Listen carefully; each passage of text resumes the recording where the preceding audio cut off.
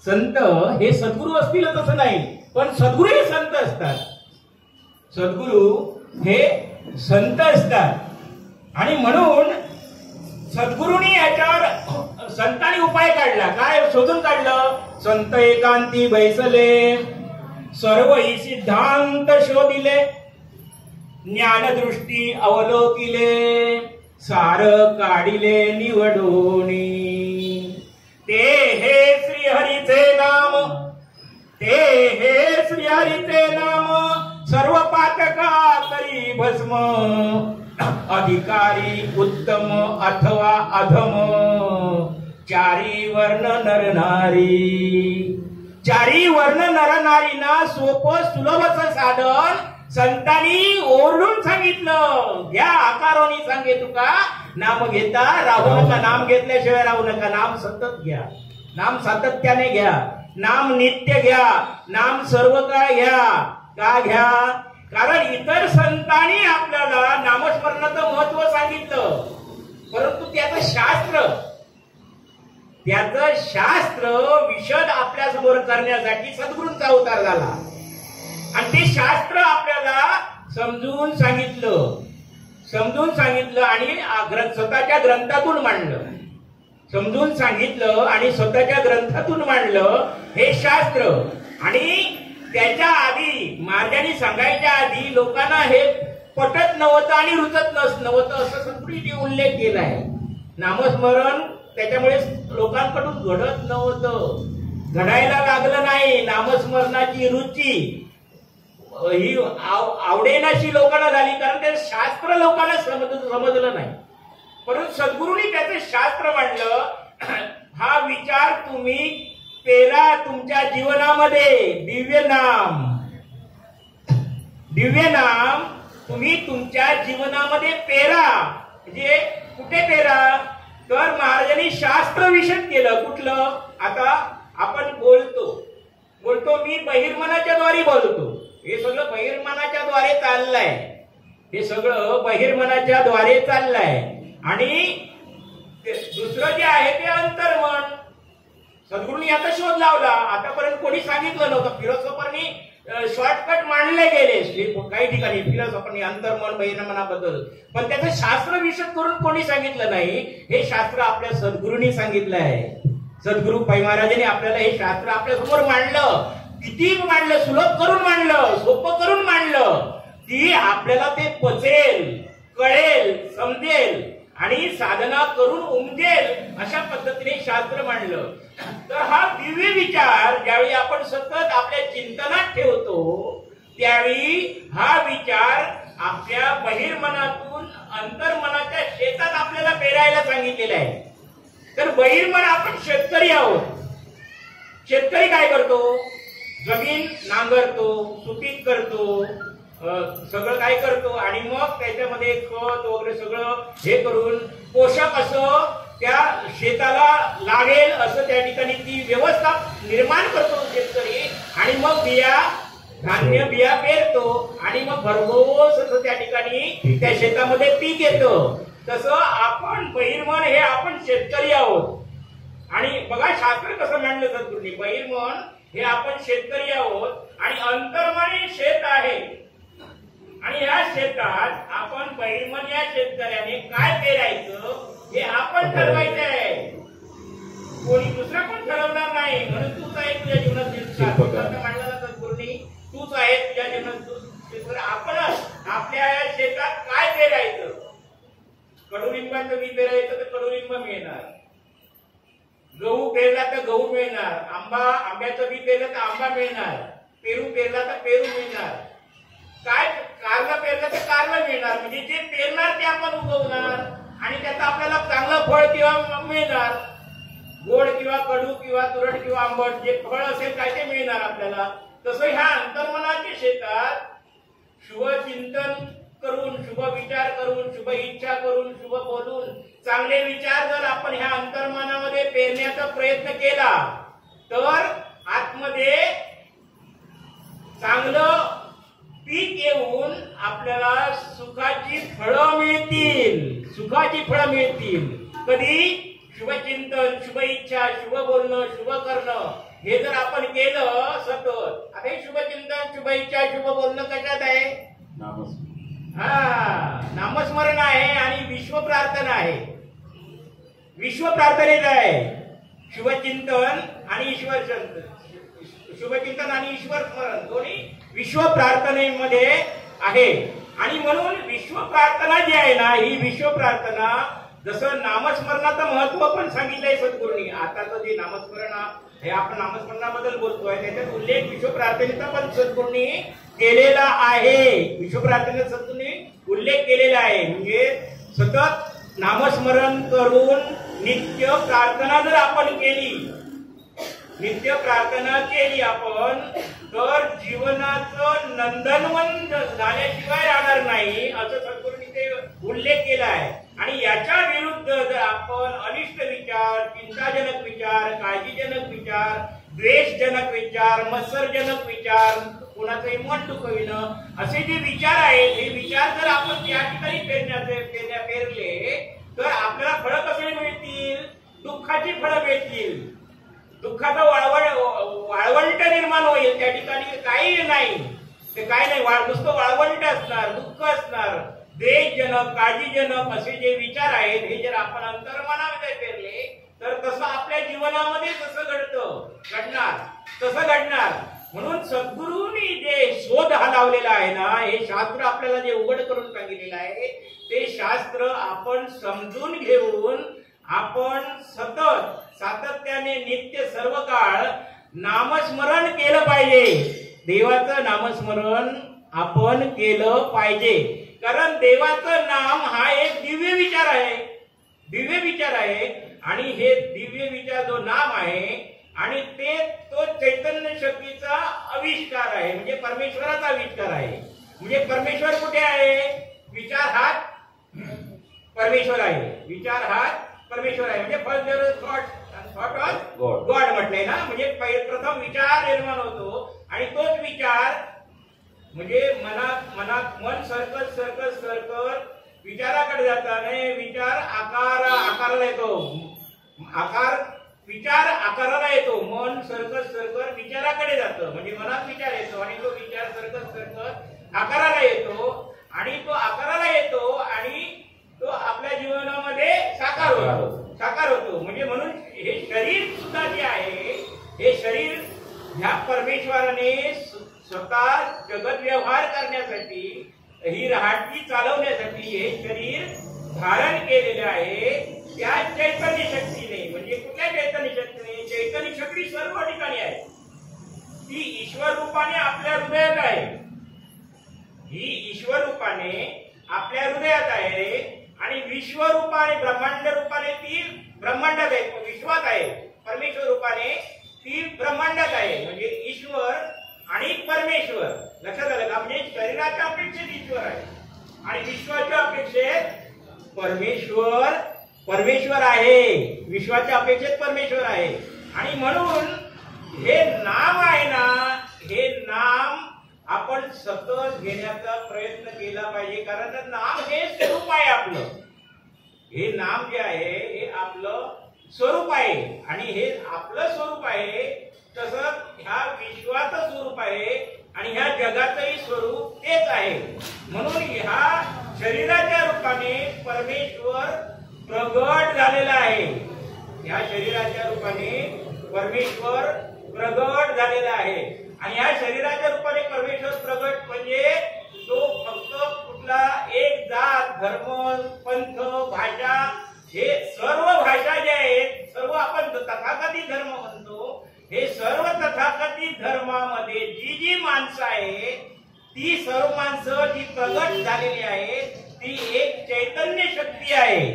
ही चैतन्य शक्ती हा परमेश्वर प्रगट झाला, लक्षात गेला. आणि हा चैतन्य शक्ती प्रगट झाली, या सगळे अनंत रूपाने, अनंत वेशाने, आणि अनंत लीला ज्या आहेत, आपण म्हणतो ना, अनंत रूपे अनंत वेशे देखिले त्यासी, म्या देखिले त्यासी, आणि बापर कुमादेवीवर पुन्हा बांधली यायची. देखिला माये देवाचा देव, माये देवाचा देव, आणि पिटला संदेह निमाले तुझे पण. पिटला संदेह म्हणाले, म्हणजे तुझे पण निमलं. जसे ते हरिपाठात सांगितलं, द्वैताची झाडणी गुरुविन ज्ञान तया कैसे कीर्तन घडेल. म्हणजे द्वैताची झाडणी झाली पाहिजे कसं म्हणतायत हरिपाठामध्ये. म्हणजे द्वैत आहे ना, म्हणजे द्वैत नको असं म्हणत नाही, द्वैत पाहिजे म्हणजे अनेक पाहिजे. म्हणजे एक आणि दोन म्हणजे अनेक, म्हणजे अनेक पाहिजे. द्वैताची झाडणी झाली पाहिजे म्हणजे निकालच त्याचा तसा अर्थ नाही. द्वैताची झाडणी झाली पाहिजे म्हणजे तुम्हाला हे प्रगट होईल. कारण द्वैतामध्ये काय सांगितले त्यांनी, अद्वैत पहा, समबुद्धी घेता समान श्री हरी. समबुद्धी घेता समान म्हणजे द्वैत अनेक आहेत ना, अनेकात तुम्हाला ईश्वर पाहता आला पाहिजे. अनेकात ते काय म्हणतात, अनंत रूपे अनंत वेचे देखिले त्याची म्या देखिले त्याची बाप रकुमा देवीवर गुण मानली आहे. देखिला देखिला माये देवाचा देव, म्हणजे देवाचा देव आपण म्हणतो ना एकमेकाला भेटल्यानंतर विठ्ठल विठ्ठल, तूही विठ्ठल आणि मीही विठ्ठल. बघा इथे भेदभाव नाही, इथे भेदाभेद नाहीये. तूही विठ्ठल आणि मीही विठ्ठल आहे का मध्ये भेद? जिथे भेद नाही आहे तिथे भेद आहे ते तिथे अमंगल, आणि जिथे भेद नाही तिथे मंगल, तिथे मंगल. म्हणजे आपण बघा एकमेकाला भेटल्याचं काय म्हणतो, देखिला देखिला माये देवाचा देव, म्हणजे विठ्ठल विठ्ठल, तूही विठ्ठल आणि मी विठ्ठल. म्हणजे सद्गुरूंनी फार सोपं करून सांगितलं आहे. सद्गुरूंनी भेदाभेद घालवलेले आहेत. भेदाभेद अमंगळ म्हटलंय ते तुकारामांच्या विष्णुमय जग या अभंगामध्ये म्हटलंय. भेदाभेद भ्रम अमंगळ, विष्णुमय जग वैष्णवांचा धर्म, भेदाभेद भ्रम मंगळ. ऐकाजी तुम्ही भक्त भागवत, कराल ते हित सत्य करा. न घडो कोणाही जीवाचा मत्सर, न घडो कोणाही भूतांचा मत्सर.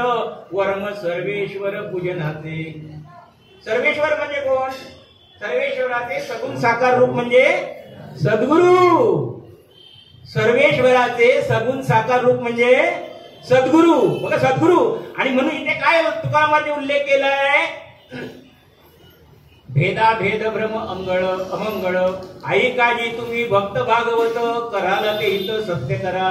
न घडो कोणाही जीवाचा मत्सर. वर्म सर्वेश्वर पूजनाचे. म्हणजे हे जर तुम्ही केलं, आपण केलं, आपण आचरण असं जर केलं, कसं, मी कोणाचंही मन दुखविणार नाही, मी कोणाचाही द्वेष करणार नाही, मी कोणाचाही मत्सर करणार नाही, मी कोणाची निंदा करणार नाही. हे जर आपण आचरणात आणलं तर आपल्याकडून कोणाचं भजन घडेल, कोणाचं पूजन घडेल? सर्वेश्वराचं.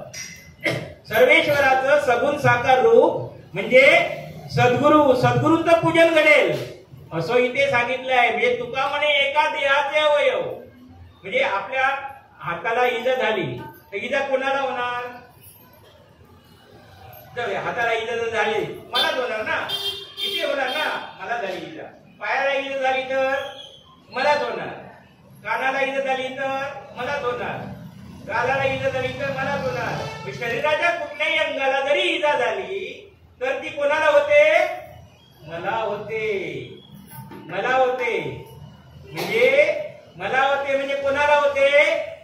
सद्गुरूंना होते. म्हणजे आपण हे जर असं आपल्याकडे घडलं, द्वेष मत्सर निंदा हे जर आपल्याकडून सगळं घडलं ना, तर ते सद्गुरूंपर्यंत जातं. म्हणजे सद्गुरू जे आहेत ना ते सर्वेश्वराचे सगुण साकार रूप. आपण जे सर्वजण आहोत ना, ह्या सर्वेश्वराचे म्हणजे सर्वांमध्ये ईश्वर आहे सद्गुरू.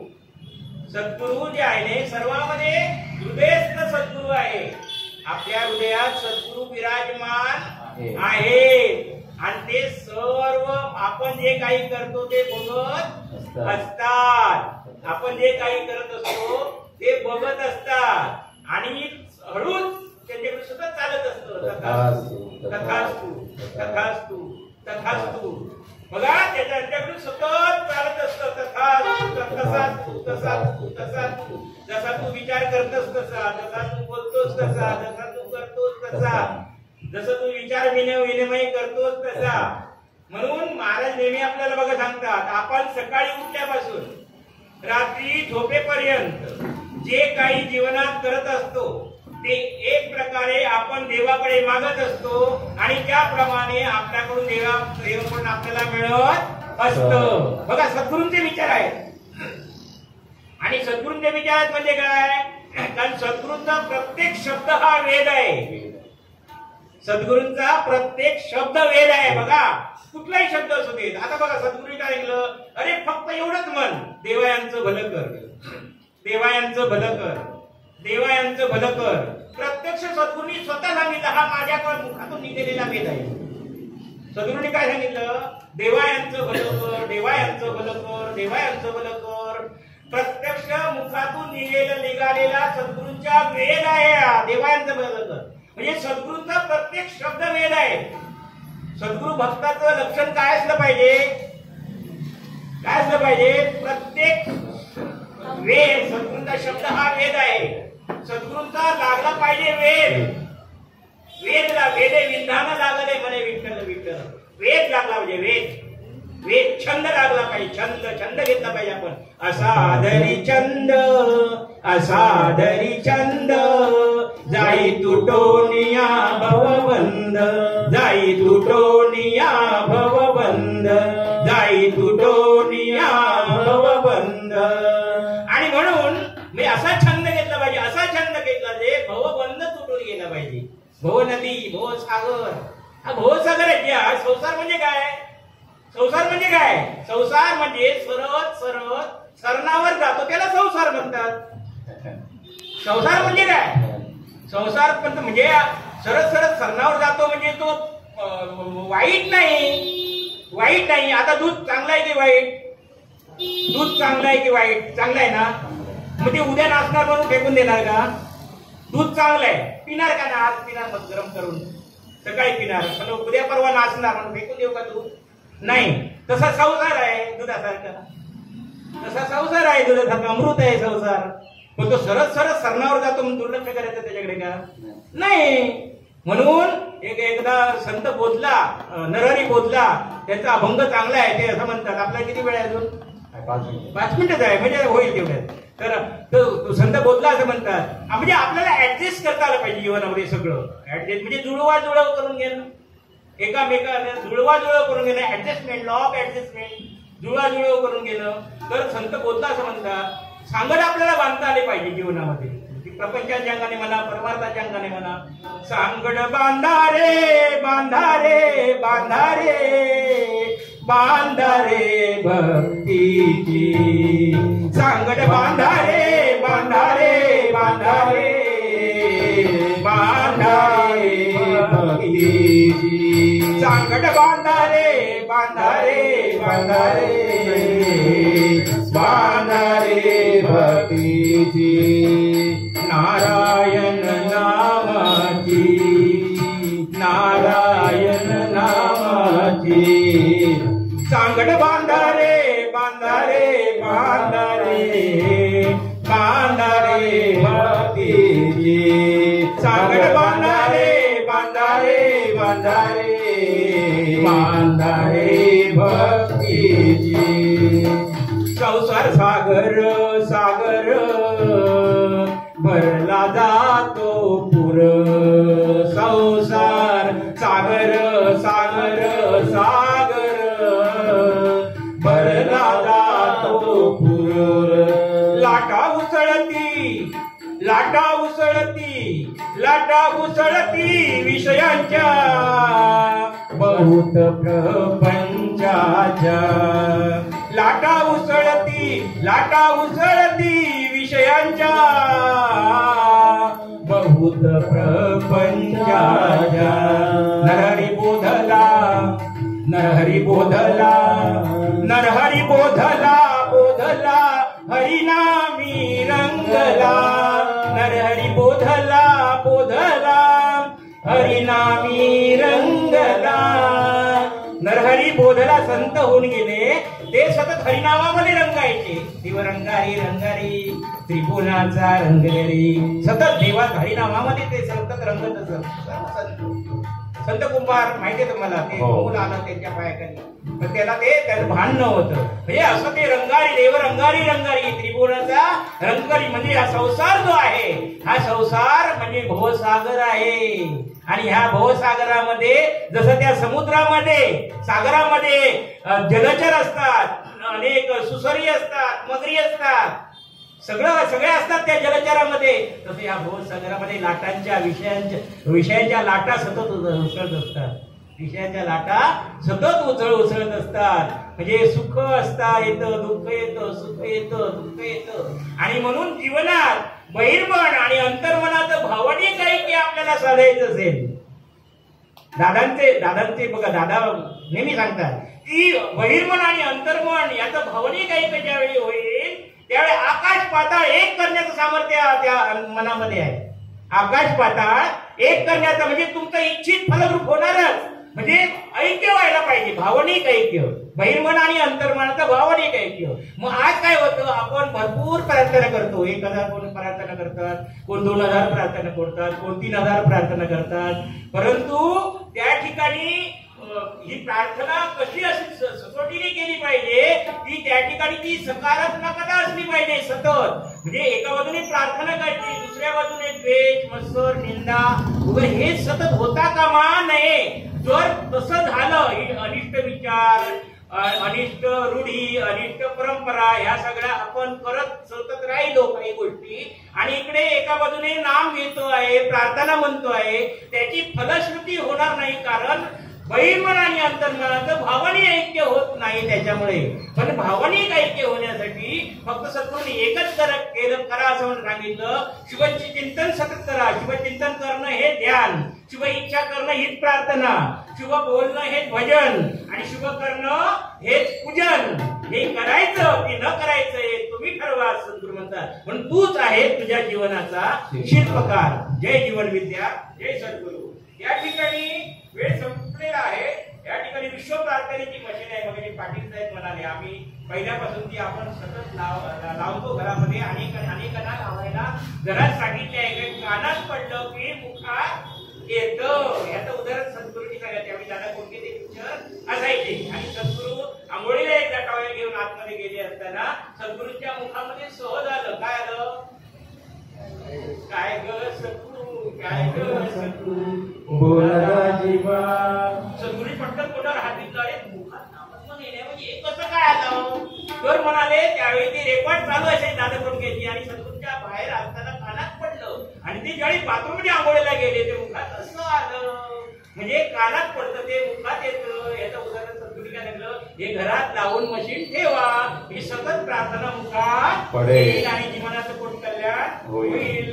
त्याचप्रमाणे हे काउंटर आहे, 800 करायचे, 1000 करायचे, काउंटिंग ठेवायचं प्रार्थनेचं. म्हणजे बहिर्मन आणि अंतर्मनाचं ऐक्य होईल भावनिक, आणि जीवनात सकारात्मक जीवन चांगलं, जीवनात सुखाचा सुकाळ निर्माण होईल. सारखं हे पाठ. त्याचप्रमाणे तुमचे भाग्य तुमच्या विचार बदला नशीब बदलेल. जीवनविद्या समज गैरसमज फार महत्वाचा ग्रंथ हा आपण प्रत्येकाकडे पोहोचवला पाहिजे. जीवनविद्या समज गैरसमज फार महत्वाचा ग्रंथ आहे. त्याचप्रमाणे नामाचा नंदादीप नावाची गोडी प्राप्त करून घेण्याला सद्गुरूंनी हा नामस्मरणावर लिहिलेला ग्रंथ आहे. आणि सद्गुरूंनी ग्रंथ कुठला वाचला सुरुवातीला की नाम जपाचे महत्व रामकृष्ण कामत यांचं स्वतः ग्रंथ वाचला आणि नामस्मरण सद्गुरूंनी वाढवलं, आणि सद्गुरूंनी स्वतः त्याच्यावर हा ग्रंथ लिहिला नामाचा नंदादीप. मग सांगितलं शरीर साक्षात परमेश्वर. कारण तसं भगवन नाम आहे, चिंतामणी आहे, कल्पतरू आहे, कामधेनू आहे, तसं हे शरीर सुद्धा काय आहे, चिंतामणी आहे, कामधेनू आहे, आणि कल्पवृक्ष हे शरीर पण आहे. यात म्हणून नामस्मरणाच्या द्वारे आणि ईश्वर प्रार्थनेद्वारे आपण सतत याला जर फिडिंग करत राहिलो तर हे शरीरच आपलं चिंतामणी आहे, कामधेनू आहे, सर्व कामना फलद्रूप करणारी, आणि कल्पवृक्ष आहे, माघार ते मिळेल. हे शरीरच आहे. म्हणून शरीर साक्षात परमेश्वर. स्त्रियांची इथं उज्जीवन विद्येचे फार महत्वाचा ग्रंथ आहे. आणि दृष्टी आपण सतत आता अभ्यासाला घेतला ती दृष्टी लक्षात आलं. तर असे अनेक ग्रंथ संस्कृतचे आहेत, 28-29 ग्रंथ आहेत. तर हे ग्रंथ लोकांपर्यंत पोहोचून सांगितल्याप्रमाणे आपण आपलं जीवन आपण सुखी करूया. म्हणजे सगळं आपण आपल्यासाठीच करतो, दुसऱ्यासाठी नाही. भावना मानते आपल्यासाठी करतो ही अहंकारी बनवते, आणि दुसऱ्यासाठी करतो नम्रतापूर्वक आपल्याला बनवते. लक्षात आलं का? म्हणून अहंकार जाण्यासाठी आपण जे करतोय, हे सगळं जे करतोय, माझी हे आपल्यासाठी करतोय, हे भावना लक्षात ठेवून आपण हे सगळं काही करत जाऊया आणि जीवनात आपण हे अंमलात आणूया. जय जीवन जय सद्गुरू विठ्ठल. एकदा जोरदार टाळ्या होऊन जाऊ काकांसाठी. त्या ठिकाणी तुम्हाला सगळ्यांना सांगायला मला आवडेल की आम्ही जस्ट विषय केला की नामस्मरण हा विषय निघाला. काकांचं ताबडतोब आम्हाला स्मरण झालं. काकांचं स्मरण झालं. आम्ही जस्ट विचारच मांडला. फक्त तुम्हाला सगळ्यांना सांगतो, यतीनने आणि मी आणि काकांना यतीनने फोन केला. काका तयार झाले, पण तिकिटीचा थोडासा अभाव होता आणि मी रविवारी मी आणि स्वानंदाचा विषयच करत होतो की आता काकांना तिकीट कशी मिळेल, कसं येतील, जाण्याची तिकीट मिळत नाहीये. तर मला मी घरी पोहोचलो तोपर्यंत यतीनने मेसेज टाकून मोकळा पण झाला.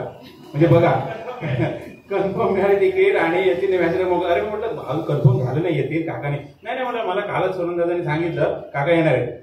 म्हणजे विचार करा, आपण इथे डोंबिवलीला आपल्याला 5 मिनिटावरती यायचं आहे तर आपण एवढा विचार करतोय आणि या ठिकाणी काका कणकवलीवरून आचरागाव आतमध्ये जवळजवळ 33 किलोमीटर आहे. ते सगळं पार करून काका या ठिकाणी एका शब्दाखातर आणि सद्गुरूच्या प्रेमाखातर या ठिकाणी आले. तर काकासाठी खरंच माझं मन एकदम आपल्याला जेवढं टाळा झालं पाहिजे. तर आपण किती कार्य केलं पाहिजे बघा. सद्गुरूचं कार्य आपल्याला असं फुकट मिळतंय आणि त्याचं आपल्याला हे समजत नाही महत्व. पण काका या ठिकाणी करून उरलेत आणि आता करतायत. त्या ठिकाणी आचऱ्यामध्ये पण त्यांनी स्वतः केंद्र चालू केलं काकाने आणि ते खरंच खूप धावपळ करतायत. या ठिकाणी त्यांना एक दिवस पण आता चेन पडत नाही. आता कार्य झालं, उद्या ताबडतोब पळण्याची तयारी आहे. कारण की त्यांना 19 तारखेला त्या ठिकाणी मोठी परिषद आहे ज्येष्ठ नागरिकांची, ती त्यांना 20 तारीख त्यांना अटेंड करायची आहे. त्याच्यामुळे म्हणाले मला तिकीट मी बघेन कसं पण जाईल. शेवटी काकी सोबत आल्या आणि त्यामुळे सोबतच जाईल. यांच्या काय धावपळ करणार आहे, त्यामुळे पळापळ त्याची. काका खरंच तुमच्या मनापासून खूप खूप कृतज्ञता. संपूर्ण आपल्या जीवनाच्या लोढा केंद्रातर्फे मी आपण या ठिकाणी आपल्याला आपण सर्वांनी काकांसाठी बरोबर साधना घेऊयात. खूप छान आहे तुम्ही हे खरंच उद्या ओके उद्या दिवेला ठीक आहे. आपण आपल्या जीवात कोण जर नामधारक किंवा आपले आप्त स्नेही असतील सगळ्यांना सांगा आणि आपण पण प्रयत्न करा. कारण का उद्या काका आपला संध्याकाळी अजून एक सूचना, आपल्या विठ्ठल मंदिरमध्ये उद्या संध्याकाळी महिलांसाठी विशेष कार्यक्रम आहे. त्या ठिकाणी हळदी कुंकूचा कार्यक्रम आहे, तसेच इतर विविध कार्यक्रम आहे महिलांसाठी. तदनंतर आनंदाचे वाण या विषयावरती वृषालीताई मार्गदर्शन करणार आहेत. तरी जास्तीत जास्त महिलांनी आपल्या विठ्ठलमध्ये उद्या उपस्थित राहायचं आहे. आपल्या शेजारील कोण असतील इच्छुक मंडळी त्यांना पण घेऊन जायचं आहे, ही आपल्या सगळ्यांना नम्र विनंती. तसेच उद्याचा दिवस आपला पूर्ण भरगच्च कार्यक्रमच आहे. सगळ्यात प्रथम कार्यक्रम म्हणजे आपला उद्या या ठिकाणी बालसंस्कार केंद्र आहे 10:30 ते 11:30. त्या ठिकाणी आपल्या आसपासच्या घरातल्या सगळ्या छोट्यांना त्या ठिकाणी घेऊन आपण पोहोचायचं आहे. आपली त्या ठिकाणी जी टीम आहे बालसंस्कार केंद्राची टीम, ती या ठिकाणी खूपच छान कार्य करते आणि नवीन आपले जीवनाचे कार्य करते, घडवण्याचा प्रयत्न करते. तरी त्यांच्यासाठी पण खूप खूप कृतज्ञता. तदनंतर आपल्याला उद्या ऑनलाईन युवा कोर्स पण आहे, तो पण 12 ते 1 असं टायमिंग आहे त्याचा. तो पण आपल्या जर युवा घरात असतील त्यांनी अटेंड करावा आणि तो ऑनलाईन कोर्स आहे, तर त्याची पण आपण सर्व लाभ घ्यावा. आणि संध्याकाळी आपल्याला विठ्ठल मंदिरमध्ये कार्यक्रम आहे, काकांचा पण कार्यक्रम आहे उद्या, तर भरपूरचे कार्यक्रम आहेत. आणि बाकी आपल्या नेहमीच्या ज्या सूचना आहेत त्या आपल्याला आपल्या ग्रुपवरती मिळत राहतील. तर आता आपण या ठिकाणी आपल्या सर्वांसाठी तुम्ही या ठिकाणी उपस्थित राहिला म्हणून काकांना स्फुरण आलं छान बोलण्याचं आणि काकांसाठी आपण या ठिकाणी घरोघरी साधना करणार आहोत. नंतर आपल्या जीवनाचा प्रसाद सद्गुरू माऊलींचा आशीर्वाद 2 वेळा विषय प्रार्थना होईल आणि नंतर आजचा कार्यक्रम संपूर्ण होईल. तर अजून काही सूचना राहिल्या असेल तर माझा संपूर्ण झालेले आहे. आणि आपण असंच या ठिकाणी मोठ्या संख्येने आपल्या शेजारी आपल्याला घेऊन येऊन या ठिकाणी हा आपला जीवनाचं पोटकरण करायचं आहे. आता आपण घरोघरी साधना करूया. हे ईश्वरा सर्वांना चांगली बुद्धी दे, आरोग्य दे, सर्वांना सुखात आनंदात ऐश्वर्यात दे, सर्वांचं भलं कर, कल्याण कर, रक्षण कर आणि तुझे गोड नाम मुखात थंड राहू दे. हे ईश्वरा सर्वांना चांगली बुद्धी दे, आरोग्य दे, सर्वांना सुखात आनंदात ऐश्वर्यात दे, सर्वांचं भलं कर, कल्याण कर, रक्षण कर आणि तुझे गोड नाम मुखात